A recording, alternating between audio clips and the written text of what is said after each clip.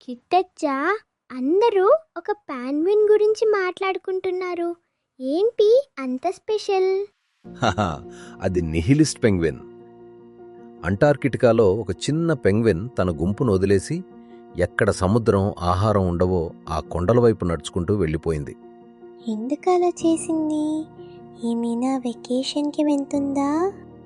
కొందరు సరదాగా అంటారు, దానికి జీవితం మీద విరక్తి వచ్చేసింది, దానికి ఫ్రీడమ్ కావాలి అని. అందుకే అది మీమైంది. జనం అందులో తమను తాము చూసుకుంటున్నారు. అంటే ఇది డీప్ ఫీలింగ్స్ ఉన్న పాంగ్విన్ అన్నమాట. కరెక్ట్గా చెప్పావు.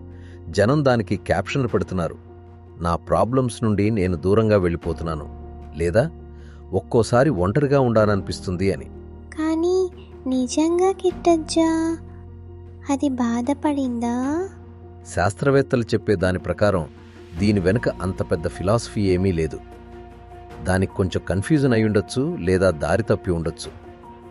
పెంగ్విన్లు అప్పుడప్పుడు ఇలాంటి వింత నిర్ణయాలు తీసుకుంటాయి. దానికి అందరి మీద కోపం ఉందని కాదు.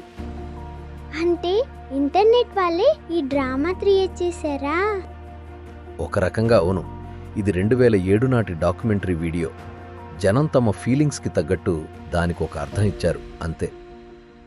అంటే వచ్చేసారి మీన్ చూసినప్పుడు నమ్మే ముందు ఆలోచించాలా? ఖచ్చితంగా. జంతువులు మనుషుల్లాగా ఎక్కువ ఆలోచించవు, మనం ఆలోచిస్తాం, అంతే.